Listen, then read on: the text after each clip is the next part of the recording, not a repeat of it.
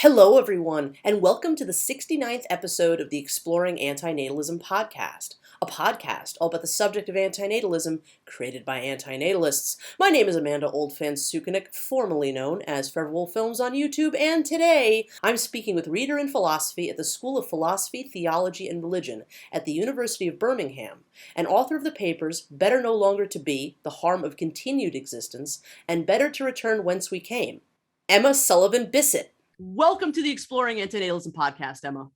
Thank you. It's lovely to be here.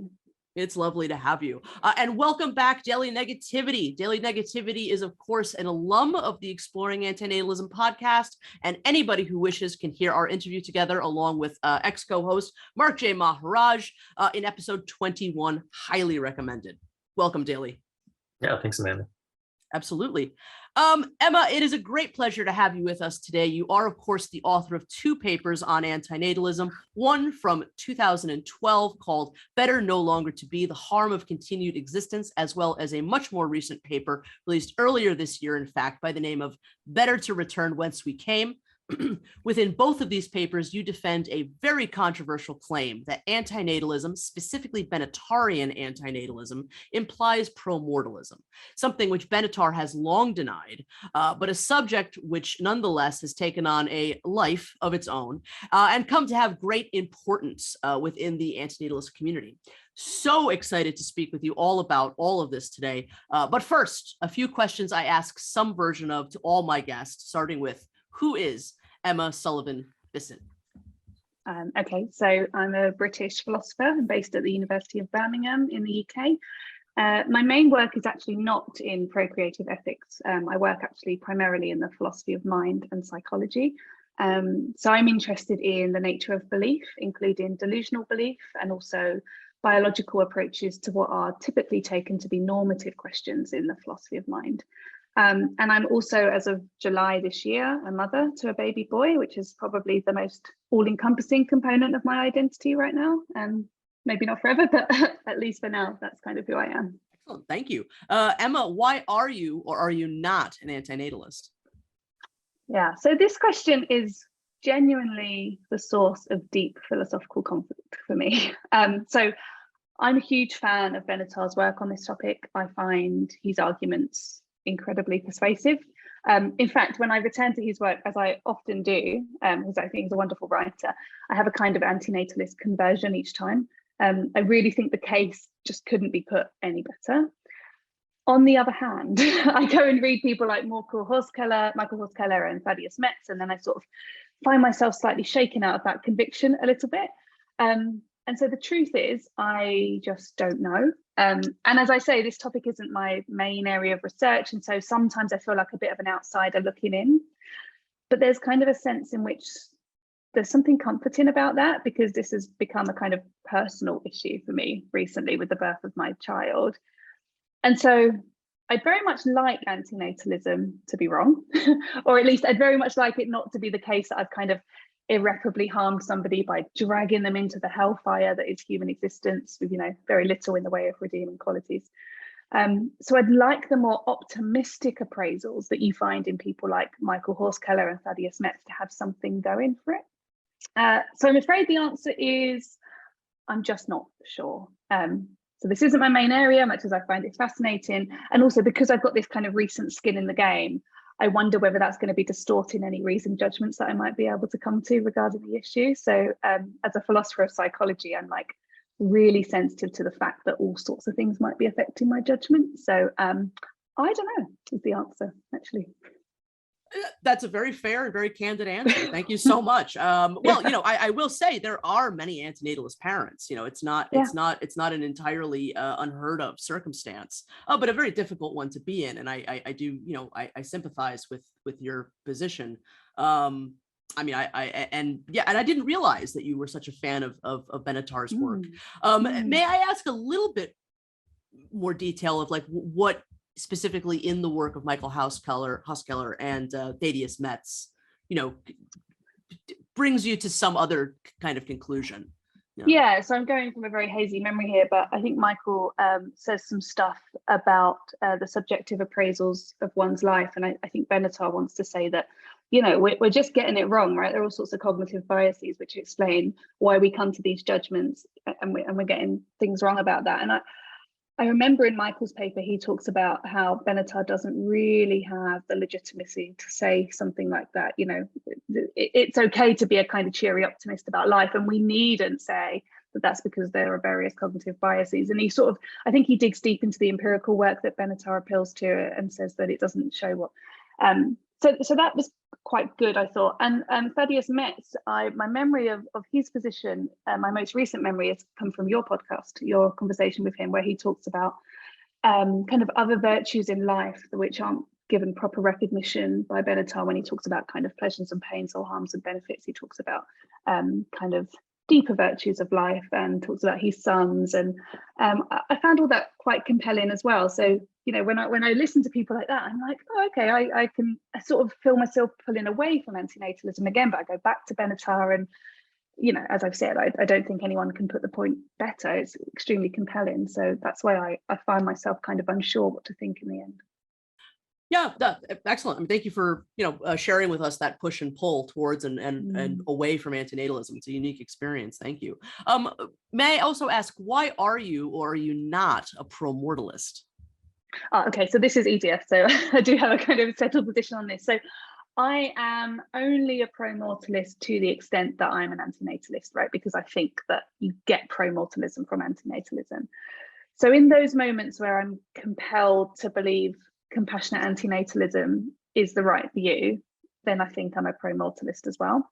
But actually, and maybe I'll think more today, I've never thought sort of seriously about pro-mortalism as an independent position rather than one that follows from antinatalism. And as an independent position, I don't recoil from it. Seems to me it could well be true. I guess I just need to think about the arguments in its favor in order to tell you whether I find it an attractive kind of standalone view. So the question of whether I'm a pro-mortalist is kind of parasitic on the answer, the question of whether I'm an antinatalist, right? So if yes, antinatalism, then yes, pro-mortalism, but kind of not really thought about it as an independent view yet. Okay, fascinating. Well, connected to that, I'm just curious, have you ever actually spoken to an antinatalist promortalist or a promortalist as a standalone? So Daily Negativity here is a promortalist. I don't know, Daily, you'll have to tell us, would you consider yourself a promortalist independent of your antinatalism, or how do you feel they are connected? Right. I think they're both views are sort of based on my pessimistic view of life. So the antinatalism is based on that, and also the promortalism. And maybe I'll say more about this later, but essentially the way that I derive my promortalist view is just by really just combining, deprivationism, which is a view about death, with a pessimistic view of life. And that's kind of all it is for me. So the connection is just that they're both based on this pessimistic view. Yeah, excellent. All right, thank you for sharing that, Daly. How did you originally get interested in writing about the subjects of both antinatalism and promortalism, Emma? This is a really boring answer. I read Benatar, right? And I was like, well, so I was an undergraduate at the University of York, and the very first paper set in my ethics module was Benatar's Why It's Better Never to Come Into Existence. And I was 18 at the time, and I read that. And I was really taken by it. I found it really exciting, actually, and compelling. And I guess it just stayed with me as I progressed through my studies. And then I went to South Africa for a postgraduate conference when I was doing my PhD, and I met Benatar at another event that I was attending then. And I had a quick chat with him, and I was quite excited to meet him because I remembered I read this paper 5 years ago and I really loved it. And then he told me that he had this book. And so I went home, I read the book, thought it was excellent. And then the opportunity came up to write about it. So I just sort of took that opportunity because I found it also interesting. As for promortalism, I don't remember exactly how we settled on that on the first paper, but I can guess, thinking about my own psychology, I can guess it went something like this. I'm quite attracted to Epicureanism about death, which is the view that death doesn't harm she who dies. And I was unsatisfied with Benatar's treatment of it in the 2006 book. So it seemed to me that if Benatar's asymmetry and Epicureanism were true, we'd arrive fairly straightforwardly at promortalism. And so my papers have been in part devoted to exploring that connection. Excellent. Okay, thank you for your window into that. And I didn't realize that you'd been engaging with Benatar since the 1997 paper. So yeah, you've been engaging with this for a long time. You've spoken a little bit about this already, but if you care to give some more details, I'd love to if you could tell us a little bit more about your other areas of research. Yeah, sure. So as I said, I'm a philosopher of mind and psychology, and much of my work to date has focused on the nature of belief and its relationship to truth. And more recently, I've been leading 2 externally funded projects, so one on delusional belief and one on conspiracy belief. And the project on delusion is the bigger one, so maybe I'll say a couple of sentences about that. You tell me if I'm going on too long. So the project on delusion, clinical delusions are typically taken to be bizarre beliefs which are irresponsive to counter evidence. So, beliefs like my husband is an imposter, or I am dead, or the CIA are tracking me, or whatever it is. So my work explores how it is that folk come to hold beliefs like these. And most people in the debate agree that the highly anomalous experiences or hallucinations, for example, that people with delusions have are a key ingredient in explaining why they come to believe as they do. But the orthodoxy in philosophy and psychology is to say that there's this additional ingredient, biased or deficient reasoning capacities. And together with my co-investigator, Professor Paul Nordoff at the University of York, we're challenging that claim. And we're arguing instead that people with delusions, they reason in a perfectly normal way, not rational necessarily, but a normal way. So we don't need to posit this kind of clinical irrationality. And in my other work, I'm interested in the nature of other psychological phenomena, so like implicit bias, confabulation, conspiratorial ideation, and so on. Yeah. Amazing. So a study of the American right wing. I on some Right, level, exactly. I imagine QAnon and all that. Yeah, I'm sure that some of right, that all that stuff comes up. Yeah, exactly. Yeah. Excellent. That's a fascinating area of research, very important. Outside of Wikipedia, the word anti-natalism is still not included in or defined by any dictionary in the world in any language. I have twice now campaigned to have the word added into the Oxford English Dictionary, to no avail. And in addition to this, even the Wikipedia definition keeps changing. So, Emma, do you have any feelings on how anti-natalism should be defined? Yeah, so I've heard you talk about this on earlier podcasts, and I always thought, God, that's super interesting because, of course, antinatalism is massively controversial, but here I am naively thinking the definition's not controversial, right? We can all settle on that. So it's really interesting that that's a thing that comes with its own controversy. So I've always just understood it as the view that, one ought not to procreate. Full stop. That's the view, right? And then you can have various arguments for that claim, which would determine the kind of antinatalist you are. So, we can distinguish at least 2, kind of compassion-based antinatalism, favoured by Benatar, also some risk people, and then ecological antinatalism, motivated by concern for the environment and the harm done by creating more life. But I think both of those positions should count, right, as antinatalists, right? They both say you shouldn't do this, right?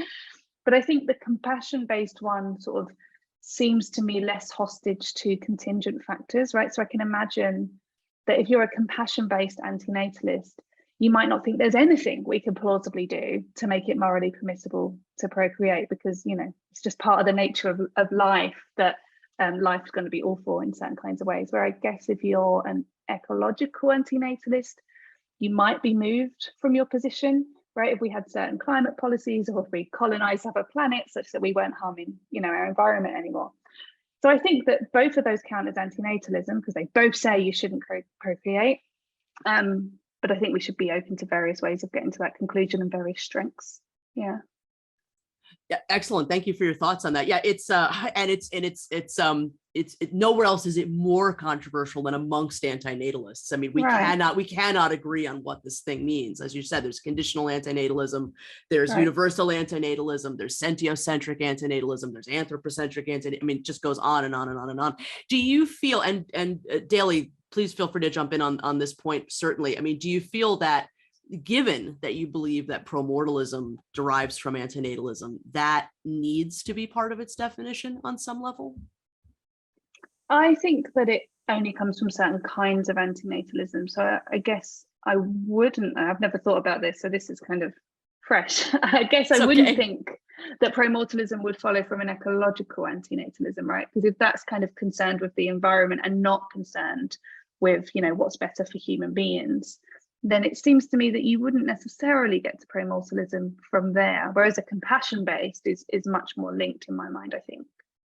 That's a really good point, and I am not sure. I mean, one of the most famous forms of environmentalist pre-antinatalism, as I call it, is the work of Chris Korda of the Church of Euthanasia, and they're like a Dadaist art movement, but they were also very heavily antinatalist before there was a word for it, blah blah blah.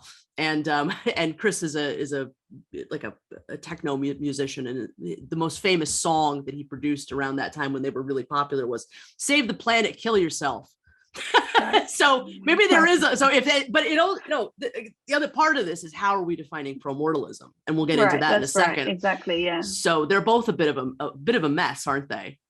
No, that's a good point, actually. If you think that the most important thing is kind of saving the planet, then you might think that leads to promortalism, if you think that, you know, all human existence is harmful to the planet. Yeah, that's right. Yeah, okay. It's fascinating.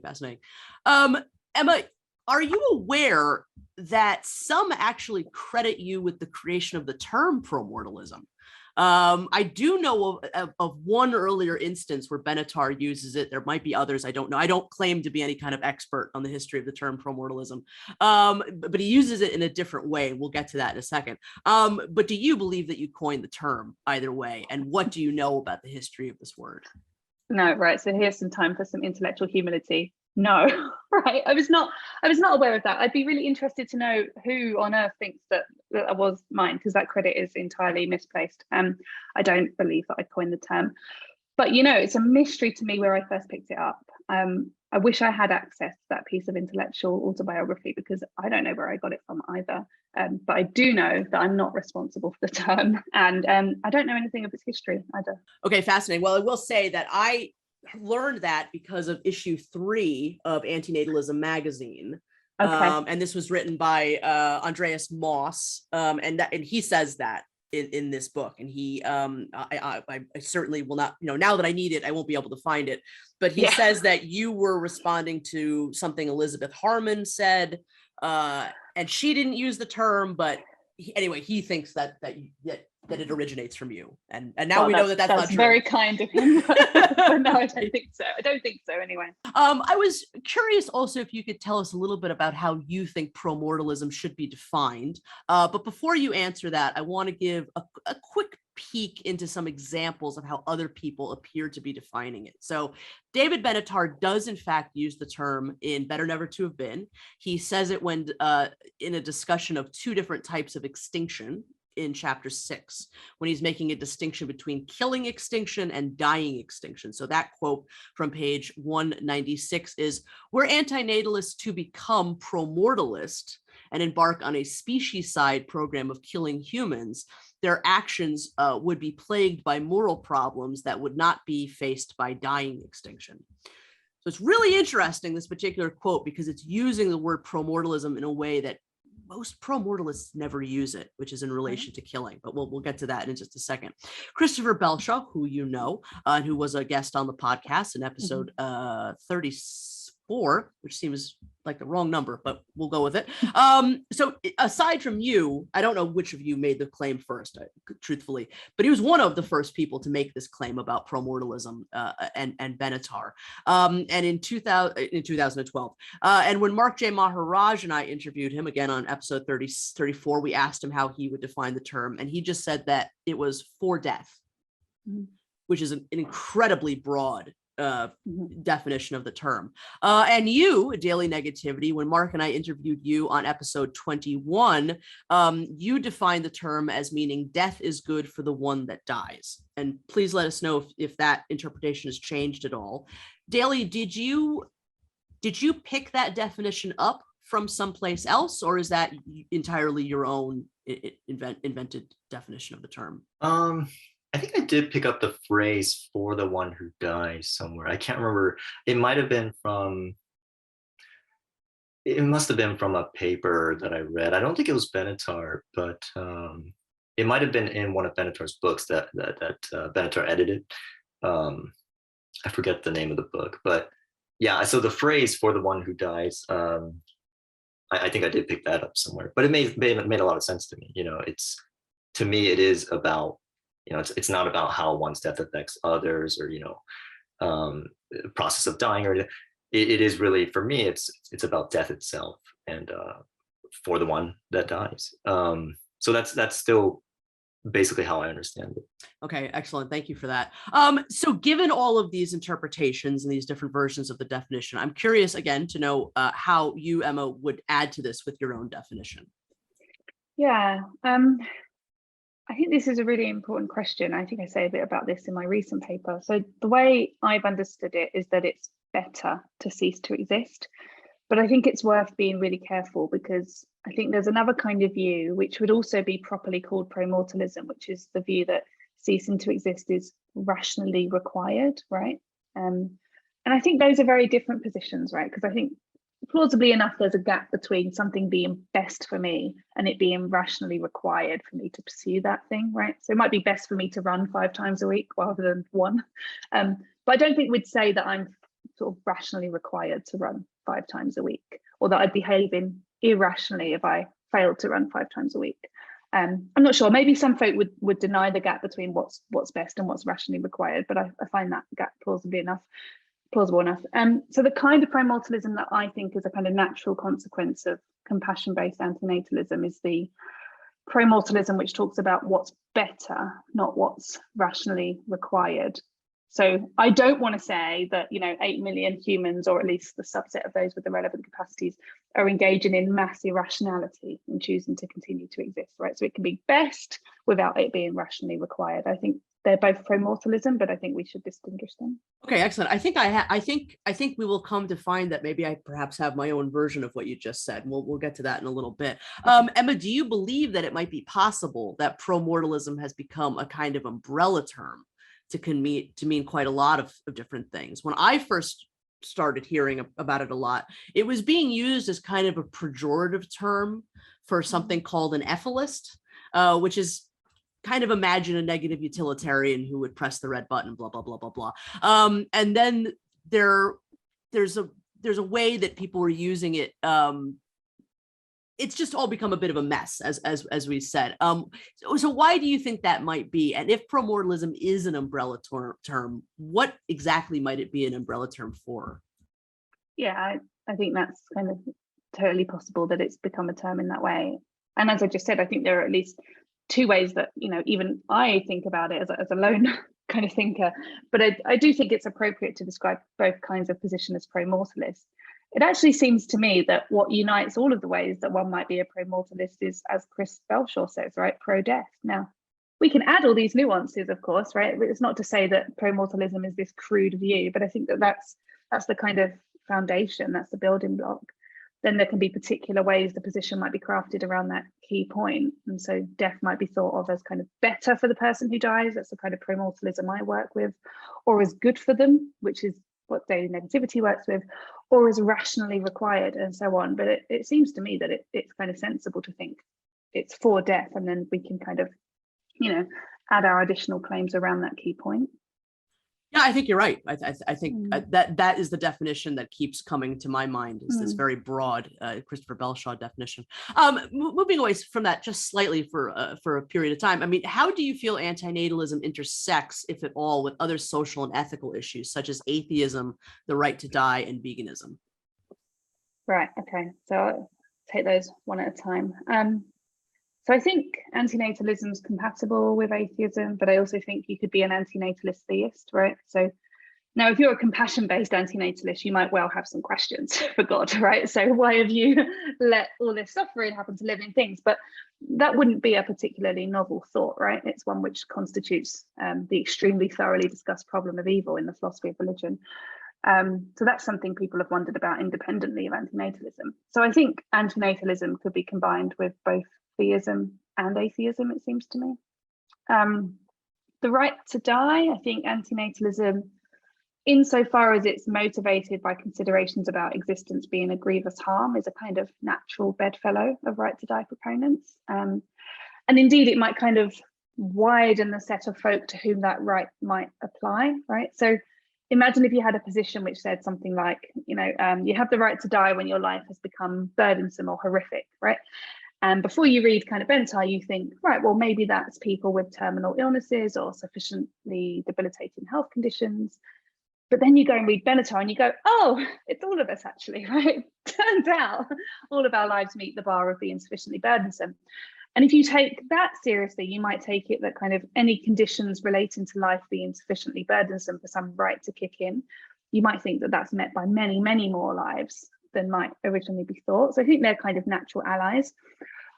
Although, I'm a philosopher, right? So I'm looking for the coherence of various positions. I can see the coherence of a position which said that compassion-based antinatalism is true, all human lives are horrific, but you don't have the right to die, right? Now, I don't know enough about the topic to kind of fill in those details, but it seems to me that that could be coherent, right? And you might have somebody who says that the absence of that right is one of the compounding factors of the horrendousness of existence, right? It's so bad, but you don't have this right to die, and that's kind of what makes it worse. So I think that antinatalism is compatible with right to die, but also kind of the opposite view. And then you asked me about veganism. I think veganism is much more tightly aligned with antinatalism. Of both compassion and ecological varieties. It's hard to see how those antinatalisms wouldn't have veganism as a natural ally, given the environmental consequences of rearing animals, and also given that animal lives are presumably pretty horrific too. Benatar certainly thinks that, I think. So if you wanted to consistently be an antinatalist without thinking that you at least ought to be a vegan, I think you'd need to also say, that animals don't suffer, or that their suffering isn't morally relevant, or that it's only permissible to eat roadkill or whatever. And for what it's worth, I think the first two of those claims are wildly implausible. So I think that if you're an antinatalist, you probably ought to be a vegan, at least in theory. Yeah. Excellent answers. Thank you so much for that. Yes, I've been a vegan for 6 years strong. I believe Daly is as well. Thank you so much for that. In addition to being a philosophical position, antinatalism over the last 10 years or so has become a social movement as well. What's your general exposure to this side of the philosophy as social movement, and what's your opinion of this side of antinatalism? My general exposure to the social movement is constituted entirely by my exposure to this podcast, which I've enjoyed a lot. Excellent. I've listened to quite a few episodes, and thank you so much. I didn't know that there was this movement. My opinion of the movement is that if antinatalism is true, the stakes are so high, and so we better have some activism, right?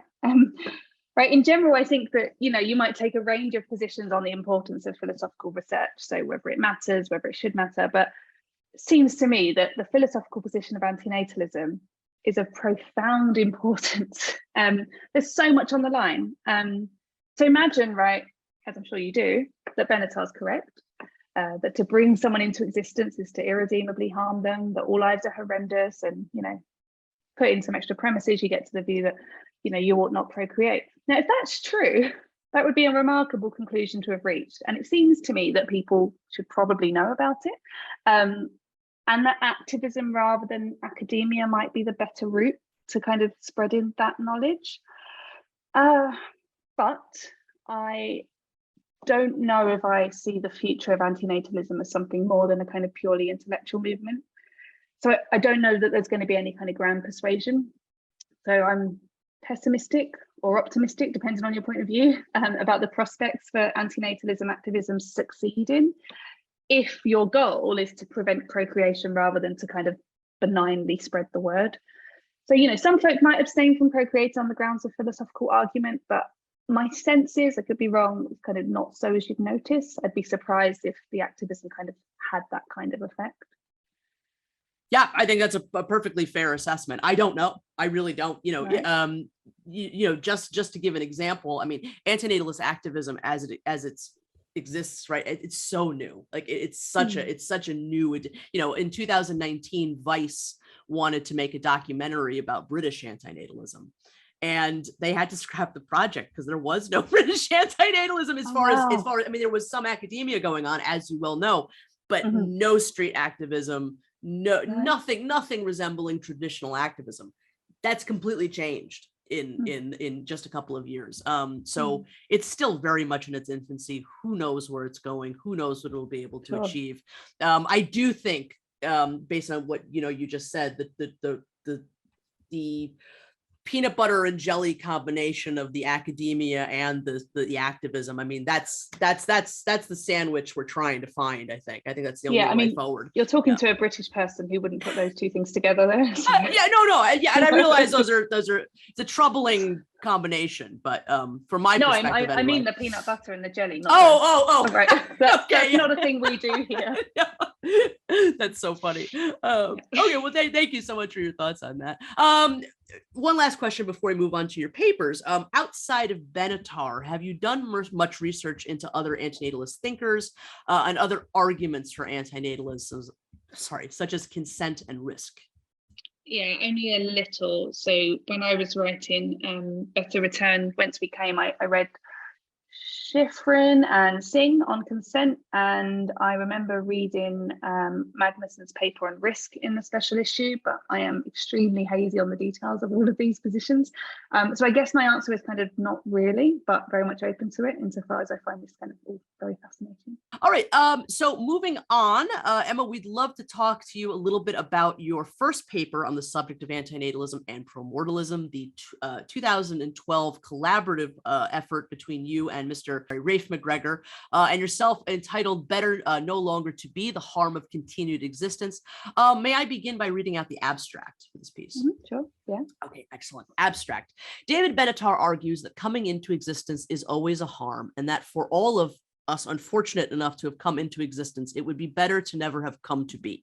We contend that if one accepts Benatar's argument for the asymmetry between the presence of and absence of pleasure and pain and the poor quality of life, one must also accept that suicide is preferable to continued existence, and that his view therefore implies both antinatalism and promortalism, pardon me. This inclusion has been argued for by Elizabeth Harman. She takes it that Benatar claims that our lives are awful. It follows that we would be better to kill ourselves, Harman, 2009. Though we agree that with Harman's conclusion, we think that her argument is too quick, and that Benatar's argument for non-promortalism deserve more serious consideration than she gives them. We make our case using a tripartite structure. We start by examining the prima facie case for the claim that promortalism follows from Benatar's position, presenting his response to the contrary, and furthering the dialect by showing that Benatar's position is not just that coming into existence is a harm, but that existence itself is a harm. That we then look at Benatar's treatment of the Epicurean line, which is important for him as it undermines his anti-death argument for non-promortalism. We demonstrate that he fails to address the concerns that the Epicurean line raises, and that he cannot therefore use the harm of death as an argument for non-promortalism. Finally, we turn to Benatar's pro-life argument for non-promortalism, built upon his notion of interest, and argue that while the interest in continued existence may indeed have moral relevance, it is almost always irrational. Given that either Benatar's anti-death or pro-life arguments for non-promortalism work, we conclude that promortalism follows from his anti-natalism. As such, if it is always better never to have been, then it is better no longer to be. First off, the most basic of questions, what led to the writing of this paper? So as I said earlier, I read Benatar's Better Never to Have Been as a graduate student. And as it happened, soon after I did, Thaddeus Metz issued a call for papers for a special issue of the South African Journal of Philosophy on Benatar's antinatalism. And so together with Rafe, we submitted an abstract which was accepted for presentation at the workshop on antinatalism, and then that led to our co-authored paper. So we presented it there, got some feedback, kind of made some adjustments, and then that was published the following year. Okay, excellent.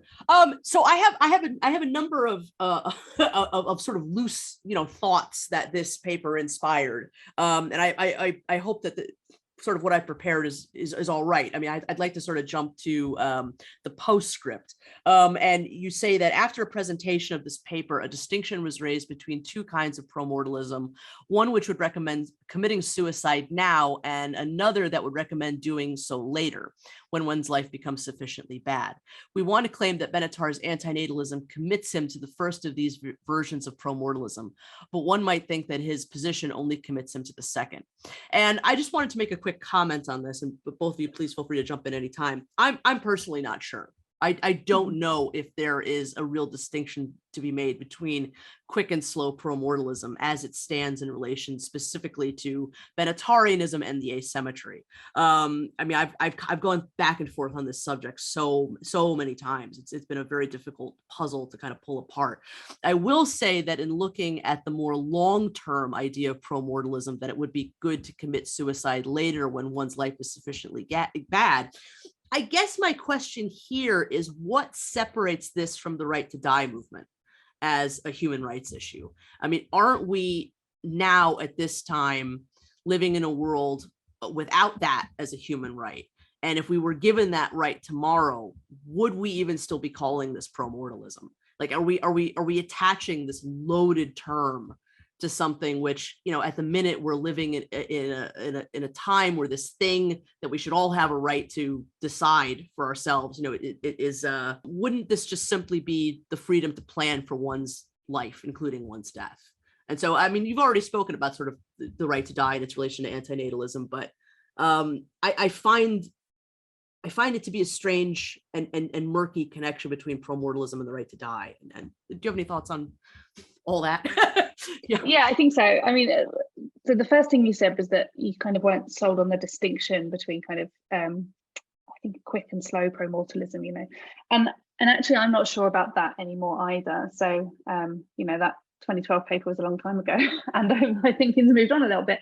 And I talk about that in my more recent papers. So Benatar says that it might make more sense for people who are in the better parts of their lives to delay until the worst bits start to occur. And I say two things about that, which is that, you know, although some features of our predicament vary across time, right? So for some people, those features, like those relating to bodily discomfort, might be more appalling later in life.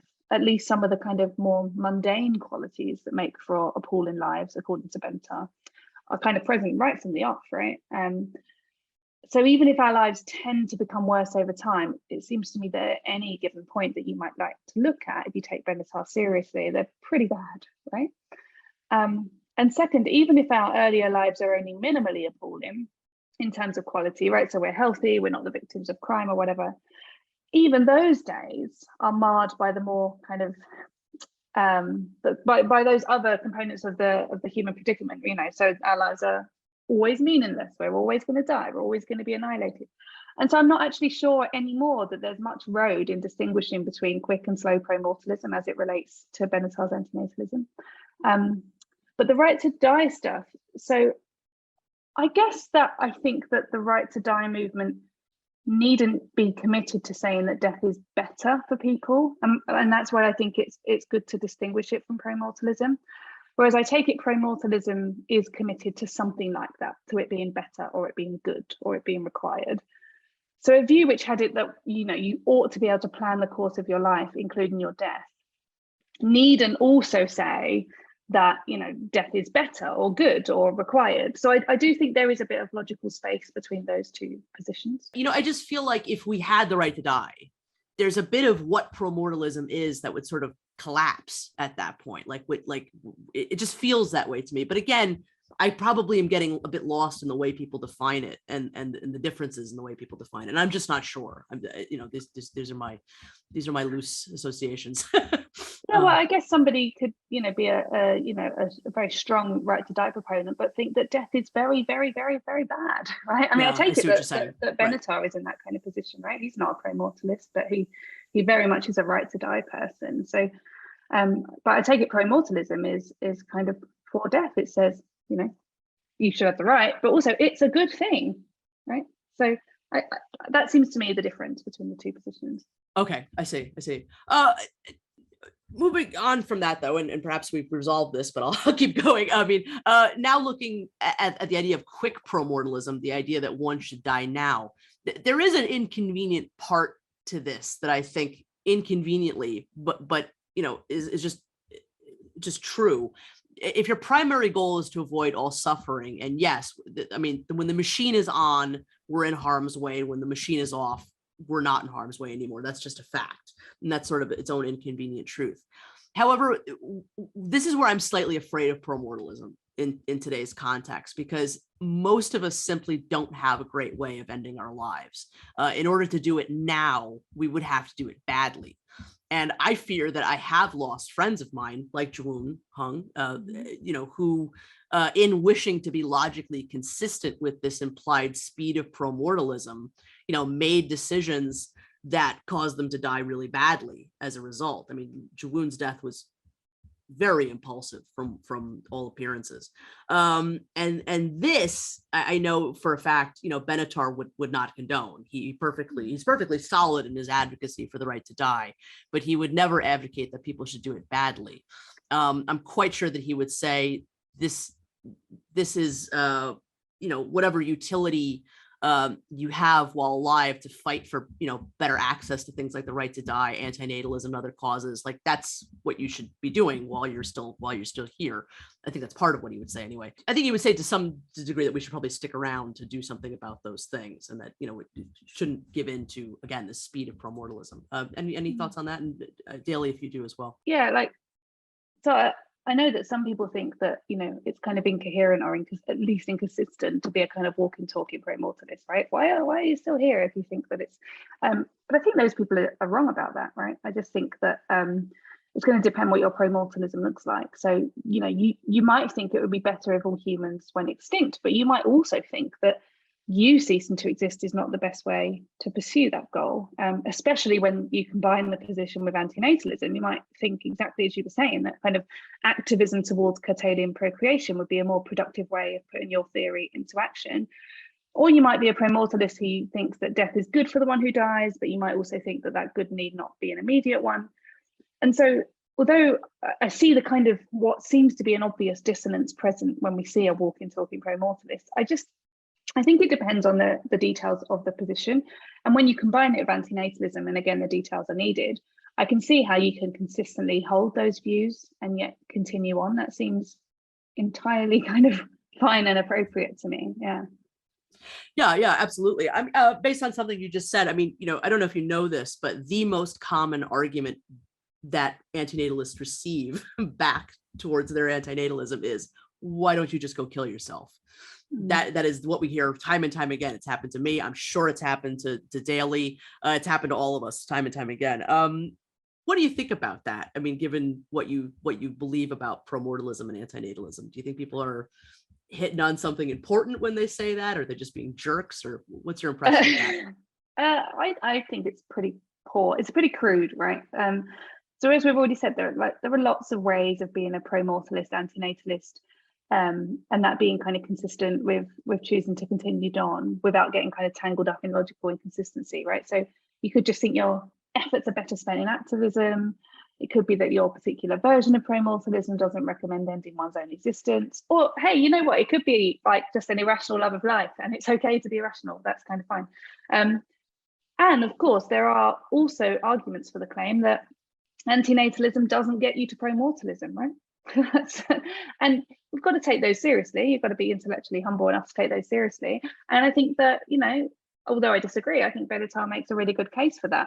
So I think people who say that are kind of not paying sufficient attention to the nuances of promortalism and ways in which it can be consistent with continuing on. It's also, highly demanding of one being completely rational and, behaving in ways consistent with all of their beliefs, which I think is a little bit unrealistic, given human psychology. And also, hey, maybe the positions don't collapse into one another after all, right? And there are very good arguments for that. So I think it's pretty poor to react in that way.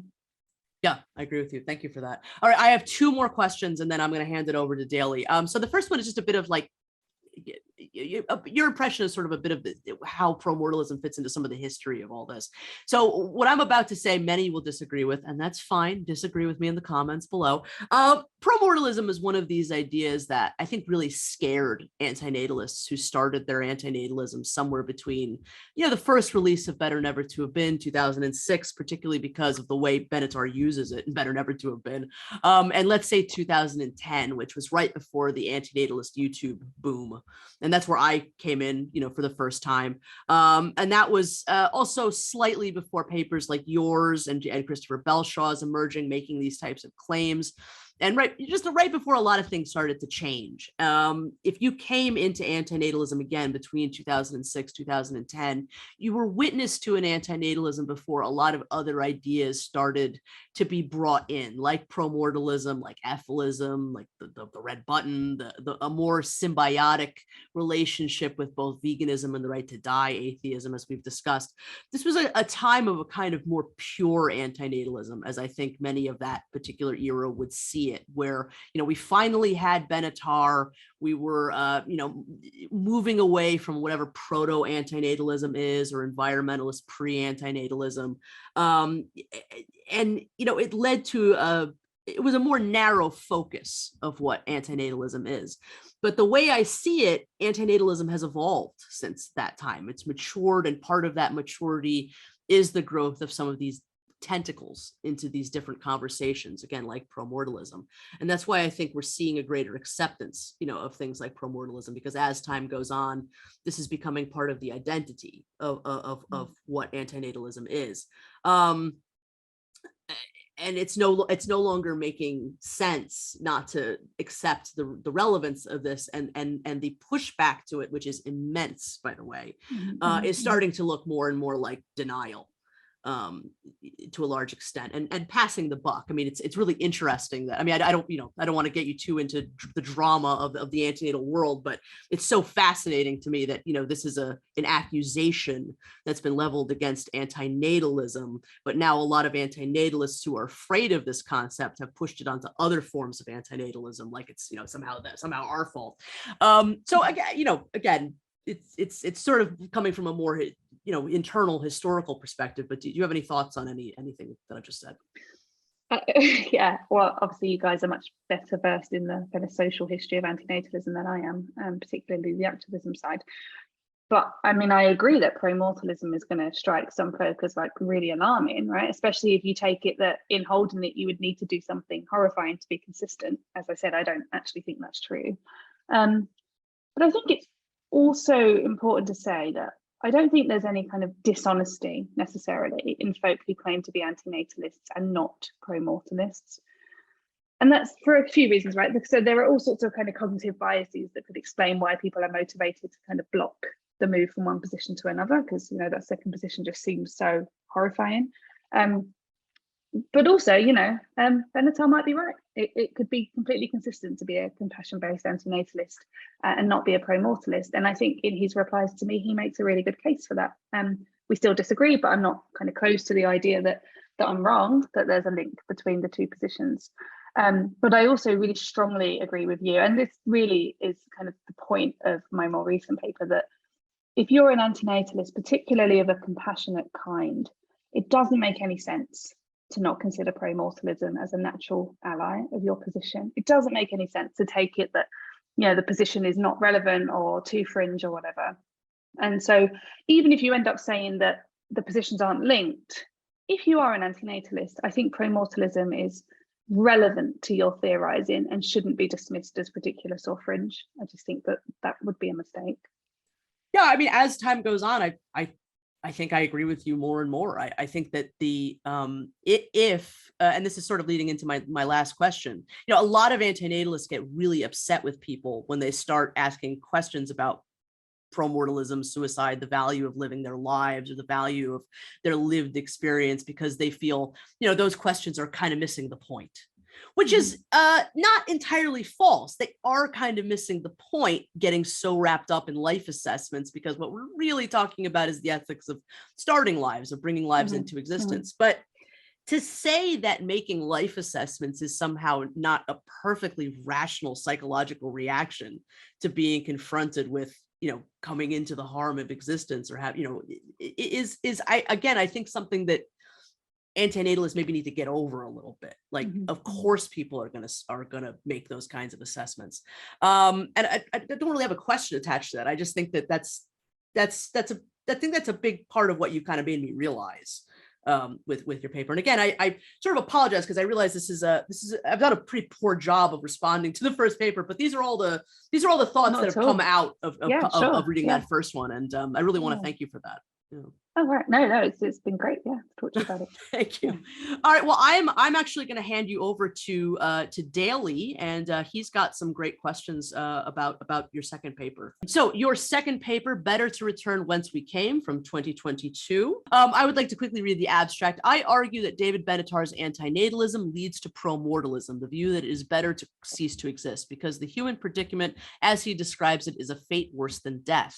Thus, continued existence is such a predicament is not preferable to an exit form. I revisit my earlier argument for the claim that Benatar's 2006 asymmetry between pleasure and pain paved the way for promortalism unless Epicureanism about death is ruled out. I replied to Benatar's response to that argument. Then I turned to Benatar's 2017 characterization of the human predicament and suggest that also leads to promortalism. I respond to three arguments from Benatar that seek to block the move from our predicament to promortalism. I conclude that if Benatar is right about the predicament we find ourselves in, it is better for most people to return whence they came. So, Emma, so in the paper, you discuss sort of two ways that Benatar's antinatalist position could lead to promortalism. And the first has to do with the asymmetry. So as you know, lots of people think the asymmetry does not lead to promortalism, but you challenge this in the paper. Could you maybe take us through that argument? Yeah, sure. So I take it that the controversial bit of the asymmetry is the absence of pleasure quadrant, right? The absence of pleasure is not bad. So Benatar wants to say it's not bad unless there's somebody for whom there's a deprivation. And then you add in a fairly popular account of death, upon which death is harmful because it deprives one of future goods one would otherwise have enjoyed had one not died. And so then you get to say, Benatar gets to say, that it's not bad that those who never get to exist don't experience the pleasures of life, but you also get to say that it is bad for somebody to cease existing, and that's because the absence of the pleasures of life for the person who dies would be a deprivation. And it's that point that the absence of pleasure is bad when it involves a deprivation, which does the work of recommending continued non-existence for the currently non-existent, but it doesn't recommend bringing about non-existence for the already existent, right? So the asymmetry doesn't get you to promortalism if you think that death is a deprivation. So I just think, well, why think that, right? So as I've already said, I'm pretty attracted to Epicureanism about death, the view that the person who dies is not harmed or deprived by their death. Now, if that were the correct view, then I take it that coupled with the asymmetry, promortalism would be fairly straightforwardly recommended, right? So if death is not bad and we're not deprived by it, the path to promortalism is clear and can't be blocked by appeal to deprivation. And Benatar recognises this in 2006 in the book, spends a little bit of time arguing against the Epicurean view of death. And so in 2012, I took on those arguments. I thought they didn't quite do what they needed to do.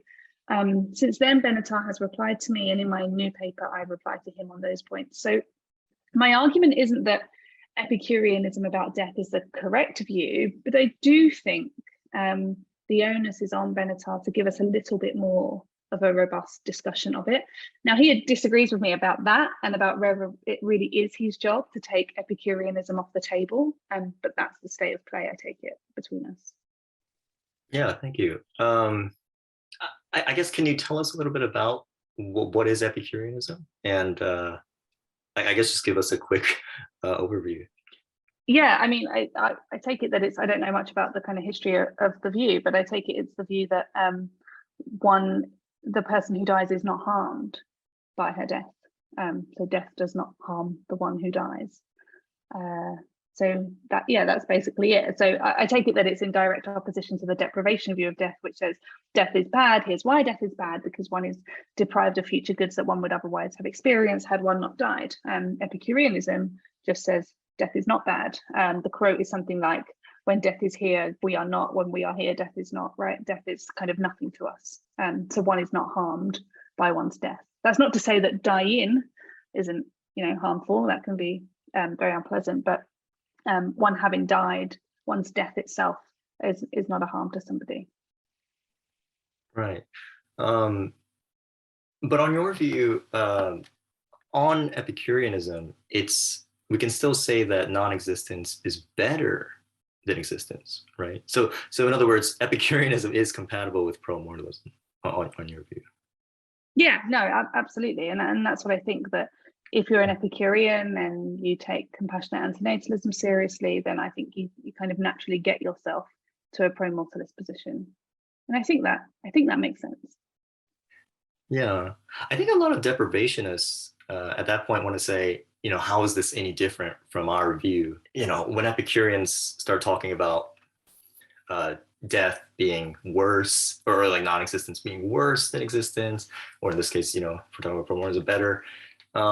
At that point, it almost seems like it's just I think he's just said it's like a verbal dispute, like a mere verbal dispute. Do you agree with that? Or do you think that there's still an important difference here between these views? No. Yeah, I think, maybe I'm missing something, but it seems to me that the views are opposing views, right? If you're a deprivationist, then what you're doing is giving an account of why death is bad, right? So the question you're answering is, why is death bad for the person who dies? And your answer is something like, well, because she could have experienced all these pleasures had she not died. Whereas if you ask an Epicurean, why is death bad for she who dies? The Epicurean will say, well, it isn't, right? I don't owe you an account of that because it's not bad at all, right? So I don't need to tell you why it is bad. So I take it that the starting assumptions for these two positions on death are radically different. The Epicurean says, look, death isn't something that harms us. It's not something that's bad for us. The deprivation account says it is something that's bad for us. And my job now is to tell you why. It's because you're deprived of future goods. Right? So they seem to be very different positions. Is it on the Epicurean view that you're considering here, is there a reason to avoid death? So if non-existence, if we think that non-existence is worse than existence, does that give us a reason to avoid death? Yeah, I don't know. Yeah, I guess it would depend on your other views and on nearby issues. So I'm not sure. I wouldn't want to speak for Epicureanism on that, but my sense is that if you think that death is not a harm, then you might not have any reason to avoid it. But I might be being a little bit too quick there because I've not thought about that. It might be consistent with Epicureanism that you recognize that it's not harmful, but there are nevertheless reasons to delay it. I can see a position which can make sense. So I think that if you're an Epicurean, it's probably open to you to be pro-delay or not, right? If you're not an antinatalist, for example, if you think that life's wonderful, then maybe you would have a reason to delay death, even though you recognize that death is not a harm. I'm not sure. But if you're an antinatalist, I think that's kind of much harder to make out. If you're an antinatalist and you're an Epicurean, then it seems to me that you've got less reason to delay death, because of course, if you delay death, then you're having this kind of horrific life experience. And if death isn't harmful, then what are you doing? Right? Why are you delaying it? Right. Thank you. So I think at this point, it's important to say that you're not actually arguing that, if Benatar's antinatalism has this implication, like leads to promortalism, that we should reject Benatar's antinatalism. So as you say in the paper, you say my point was, and it is only that Benatar's asymmetry leads to promortalism, but that point was never put in the spirit of reductio. Did you want to say just a little bit more about that? You kind of touched on this before, but my guess is that a lot of people listening to this are going to think, are just going to kind of assume that the point of this paper and other papers that you've written is that Benatar's antinatalism should be rejected because it has this kind of absurd, what many people think anyway, is kind of a crazy implication. Yeah, thanks for bringing that up. It's good for me to have the opportunity to be really clear about this. Now, I can speak from my co-author's view 10 years ago. That's possible his mind has since changed. But back then, it was his view that if Benatar's antinatalism got us to promortalism, then that's a reductio of the view, right? Then clearly something's gone wrong in the view if that's the consequence. And I disagreed with him about that, which is why the paper was not written in that spirit. I just thought it was an interesting theoretical consequence. Maybe I have a pretty high tolerance for what folk might take to be bizarre views. I'm not sure. I don't find myself immediately thinking that promortalism is so odd that any view which entailed it must be wrong. And as I said, I've not really thought about the plausibility of promortalism kind of as an independent position, but it doesn't strike me as kind of obviously incorrect. Seems to me that, sure, it could be true. And so if it is the consequence of antinatalism, I don't think that that's a strike against antinatalism. So I don't have clever things to say about why I don't think the move to promortalism constitutes a reductio of antinatalism. I guess I just don't find that particularly alarming. If you've already accepted antinatalism, which is pretty fringe and pretty controversial, it seems to me that promortalism really isn't all that unsavory. But I realise that my intuitions are a little bit out of whack there with certainly in academia and in the kind of more activist community. People do seem to be really, I don't want my position to lead to that, but I just don't find that particularly alarming. Promortalism, sure, might be true. Yeah. Right. And do you think that promortalism implies suicide? Because I think you say you have a kind of short discussion, I think, near the beginning of the paper about how there are particular ways of dying, let's say, that could be so awful, right, that that can sometimes outweigh, say, the good of ceasing to exist. And then you also talk about maybe obligations to others and things like that. So there are these other regarding reasons, perhaps, to continue existing. Mm-hmm. So, given that, do you think that there's a clear, does promortalism get us to suicide, straight to suicide, or does it automatically, imply suicide, or do you think it's not so? The connection is not as tight as that.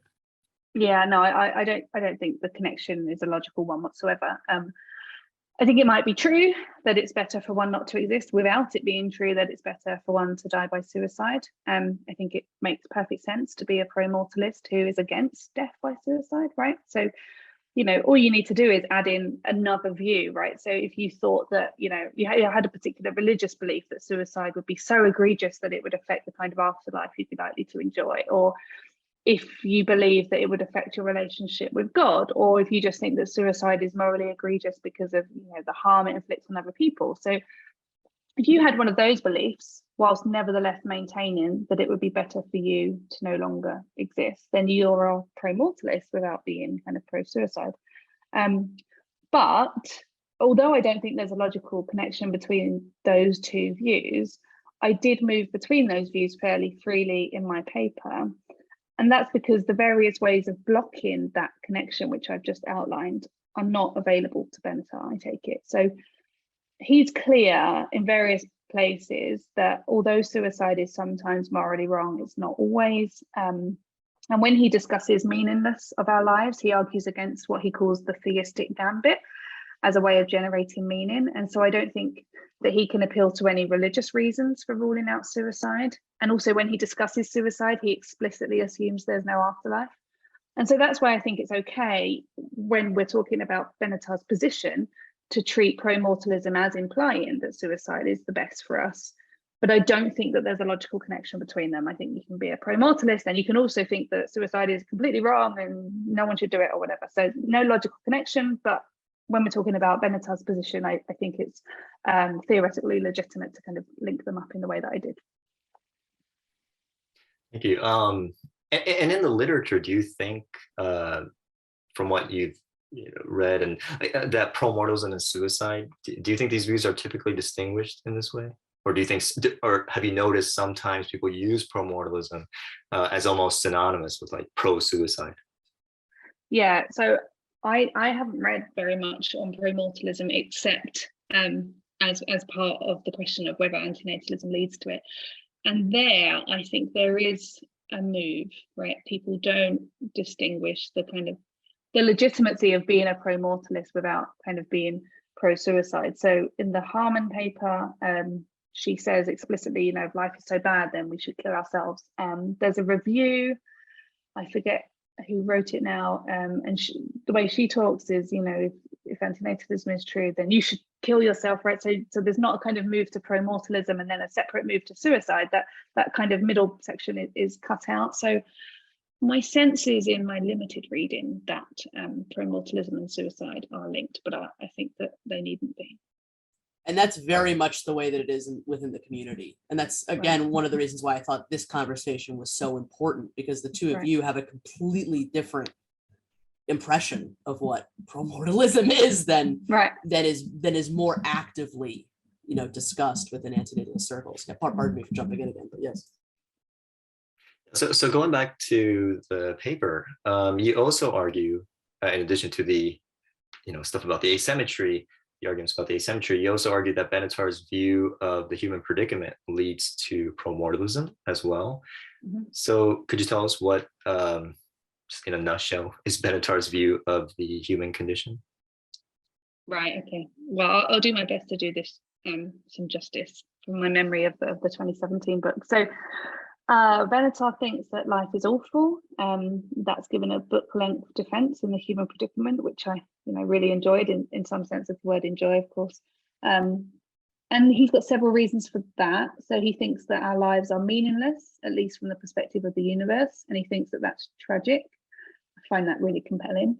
And he also thinks that the general quality of our lives is pretty appalling, right? So even those lives that we think, you know, pretty good lives, they're permeated by, you know, the inconveniences and discomforts of hunger and thirst and minor illness and psychological hurdles and, you know, losing our elders and so on. And then, of course, you know, many of us face the risk of truly horrifying fate, so severe or chronic illness and physical or sexual abuse, torture, murder, and so on. And finally, all our lives end in death, and that's bad insofar as it deprives us of future goods, and annihilation, which he understands as the kind of total and irreversible obliteration of a person. So I take it that that's the human condition, and all of those things constitute our lives, and that makes our lives pretty appalling. Yes. So Benatar kind of argues that, you know, despite the fact that life is really quite terrible, death doesn't solve these problems. So like the problem of, you know, meaninglessness, though of course Benatar does believe that we have some kind of limited kind of meaning where we can. It doesn't solve the problem of our mortality and so on. And sort of in this connection, you have an example in the paper that I quite like. It's about an unhappy relationship. Can you tell us what that example is and what you think it shows? Yeah, so this is in response to the idea that hastening one's death is not a solution to the human predicament, and so not recommended by it. And that's because death is part of that very predicament. But I guess it seems to me that ceasing to exist needn't get you out of all dimensions of the human predicament to be a reasonable response to it, or even the best response to it.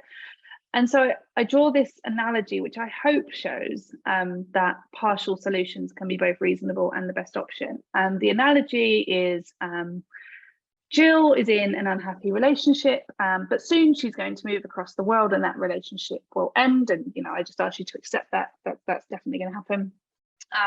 And the badness of the relationship is constituted by kind of arguments or abuse, lack of affection, but also the trauma of ending that relationship. And so part of Jill's unhappy predicament is the trauma of the breakup. But I take it that the trauma of the breakup is not a reason not to bring the breakup forward. Because in doing so, now she's not going to solve her predicament, right? She's not going to solve it because, you know, the trauma of the breakup is part of that predicament. But if we agree that Jill ought to break up with her partner, then I don't think it's any argument against us doing so that wouldn't free her from all dimensions of her predicament, right? Namely, the trauma of the breakup.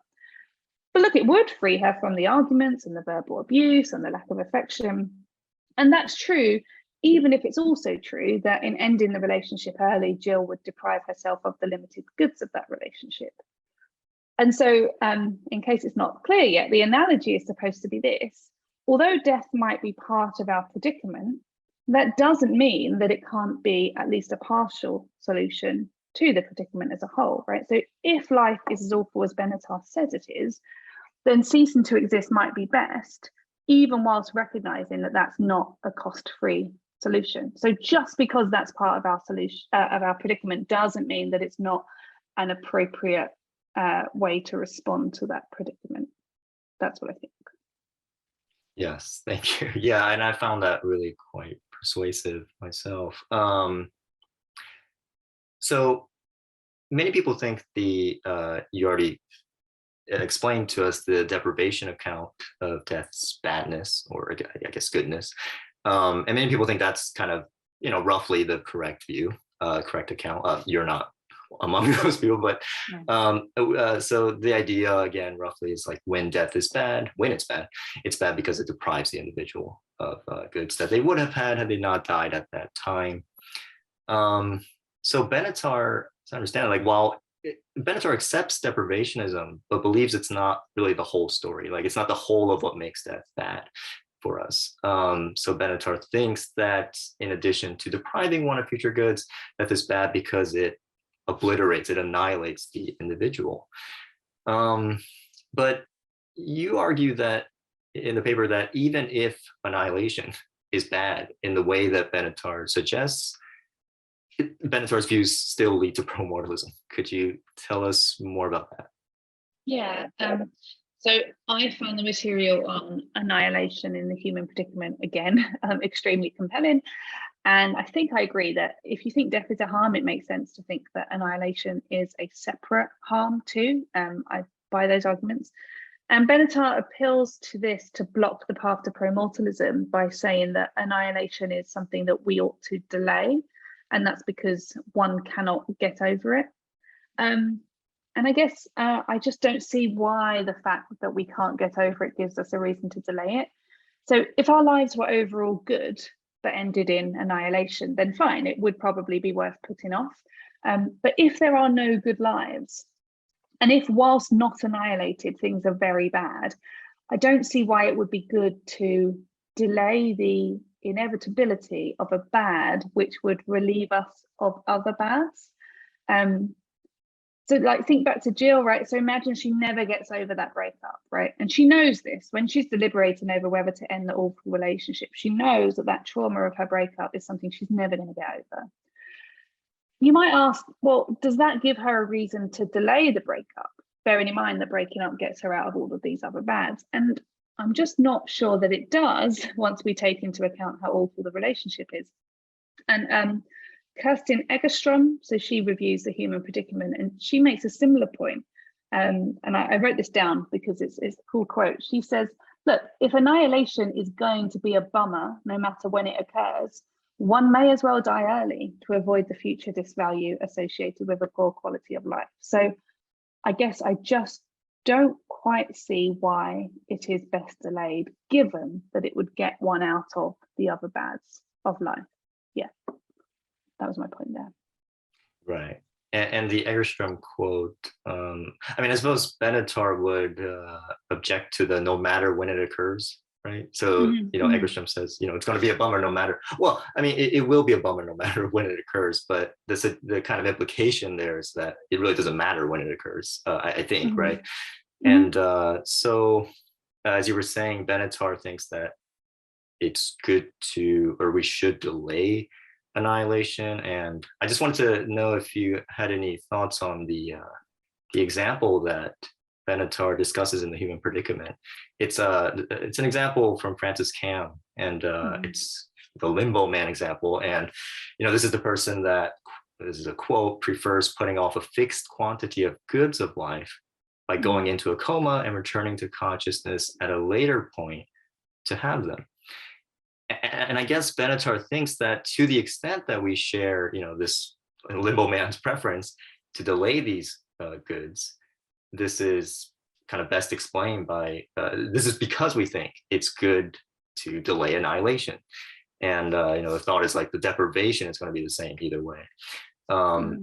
Did you have any thoughts on this example? And I mean, because for me, it was actually the most compelling thing in that section in the human predicament, because my view too is that death is not itself, there's no additional, I'm just a kind of a simple, deprivationist. So I don't necessarily agree with Benatar on the annihilation stuff, but that example I thought was quite interesting. And so I wanted to just have hear some of your thoughts on that example and whether it affects your view in any interesting way. Yeah. So I think it would affect my view if it were true that limbo man's preference is the right one. But I guess I want to say two things about that. The first is that it's not at all obvious to me that preference is intuitive. It's not one that I have. I mean, I've already said that, my intuitions are a bit out of whack sometimes. But I just don't have the intuition that I would rather delay things and wake up and have that same amount of goods. And I also can't make much sense of that intuition if one takes really seriously the idea that human lives are appalling. But second, let's say that I'm just weird and that you actually talk to a load of people and lots of folk have that preference, and so we need to explain that preference. And one way we can explain it is by appeal to annihilation being a separate bad. So I take it that most folk have a pre-theoretical or gut feeling that death is bad and something they'd like to delay. And they might find themselves with that limbo man intuition, but huge parts of Benatar's works are devoted to explaining why various intuitions or preferences we have are failing to track how rotten our lives are. And so I think that, and I've not thought much about this, but I think the limbo man intuition that lots of people might have might be explainable by appeal to the ways we explain other preferences that express a love of life or a desire to have one's legacy stretched as far into the future as possible, and so on. So I think I would reach for a kind of psychological debunking explanation of the limbo man intuition before reaching for the idea that annihilation is a bad best delayed, even when lives are appalling. I think that just sounds much more plausible to me to kind of explain why people have that intuition, rather than say that this shows this kind of deep metaphysical fact that annihilation is something that we should delay, even whilst recognizing that human lives are appalling. So I guess that's what I think about that. I wasn't really moved very much by that discussion. Right. Okay. Thank you. So Amanda, sorry, that's all the questions I had. No, that's excellent. Thank you. Thank you so much, Daly. Thank you so much, Emma, for all of that. That was absolutely fascinating. I just want to quickly touch on, Benatar's responses to you, both of them, both Every Conceivable Harm, A Further Defense of Antinatalism by David Benatar, and also Misconceived, Why These Further Criticisms of Antinatalism Fail. What did you think of his responses? I mean, just some simple question, really. But I mean, yeah, what do you think that there's still more unanswered questions? Do you think that there will be more back and forth between the two of you eventually? Well, so in his 2012 response, I found what he said about the relationship between antinatalism and Epicureanism a bit unsatisfactory. But that was great for me because it gave me a kind of starting point to write this new paper. But in his more recent response, Benatar agrees that antinatalism combined with Epicureanism could lead to promortalism. I don't think he goes as far as saying that it definitely does, but he says that it could. And so I guess the disagreement between us is, perhaps not a particularly deep one. I think we agree on a lot of stuff. And as I've said, I find his work really compelling. But the disagreement is going to come down to how much the burden is on him to take the Epicurean view of death off the table. And I take it he thinks that he should do something in that regard, right? He does talk about it in the book, in both books. And I guess I think that he should do more, and that his arguments on the view are not terribly persuasive. But as he says in one of his replies, that asking for proof that Epicureanism is incorrect is asking for too much. And I agree, right? So very rarely are philosophical positions proven false or true. But it's still my view that the arguments Benatar wields against Epicureanism about death are a bit quick. And they also appeal to things that he shouldn't appeal to, right? Like the position being counterintuitive. I don't think he should appeal to that given where he's coming from, or the position being such that proponents of it wouldn't be bothered by promortalism. He says that. He's like, well, if you're an Epicurean, then you won't be bothered by promortalism. And I'm like, sure, that's fine. But that doesn't mean that the position doesn't lead to it. But as I've said a couple of times already, I do think that if there's a case for compassion-based antinatalism not leading to promortalism, Benatar gives it its very best rendering, right? So I think his responses are very good, but I am not convinced. All right, well, Emma, this has been absolutely fascinating. What are you currently working on?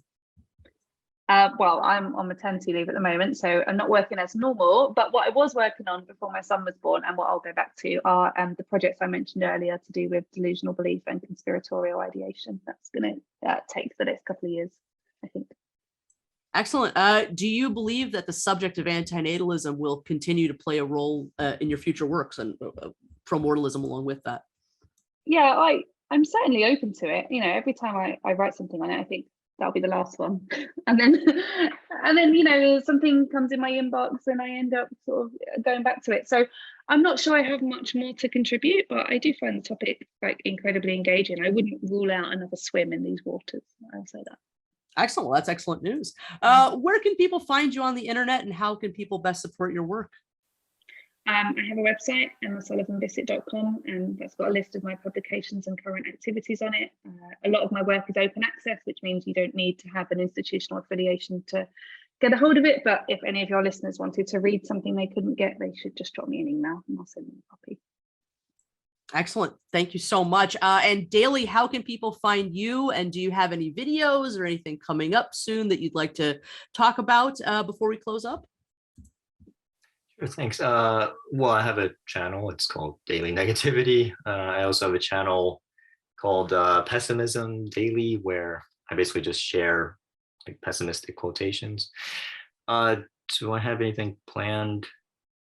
I have ideas, but no definite thing at the moment. Okay, brilliant. Daly, thank you so much for being my co-host today. It was wonderful to work with you again. Yep, thank you. And Emma, thank you so much for being our guest today on the Exploring Antinatalism Podcast. Thanks so much for having me, both of you. It's been really fun to talk to you. Thank you. Thank you. The pleasure's been all ours. You. To learn more about the work of Ema Sullivan Bissett, please visit her website at www.emasullivanbissett.com and follow her on Twitter. Also make sure to read both of her papers discussed in this episode, 2012's Better No Longer to Be, The Harm of Continued Existence, and this year's Better to Return Whence We Came. Links below. And also don't forget to subscribe to Daily Negativity on YouTube, as well as his second channel, Pessimism Daily. You can find both links in the description. Thank you for listening to the Exploring Antinatalism Podcast. This has been Amanda Oldphan Sukenick. You can find me on the YouTube channel, Anti-Natal Wolf. Keep up with my daily antinatalist news updates at Antinatal News on Twitter. Please follow the podcast on Facebook, Twitter, Instagram, and YouTube. You can listen to the podcast on Apple Podcasts, Google Podcasts, Buzzsprout, Stitcher, SoundCloud, Amazon.com, RSS feed, and so many other platforms. Email me at exploringantinatalism@gmail.com. The podcast website, www.exploringantinatalism.com, was designed by the amazing Visions Noirs. Please follow him at www.bionoir.com and also follow him on Instagram. Logo art by the amazing Life Sucks. Subscribe to him on YouTube and check out his merch at www.etsy.com/shop/LifeSucksPublishing. Music by the wonderful I Doubt It. Subscribe to him on YouTube and check out our collaborative project along with our friend Eiffel WV, The Right to No Longer Exist, which includes the podcast, The Right to No Longer Exist, A Right to Die podcast. All the best, and bye for now.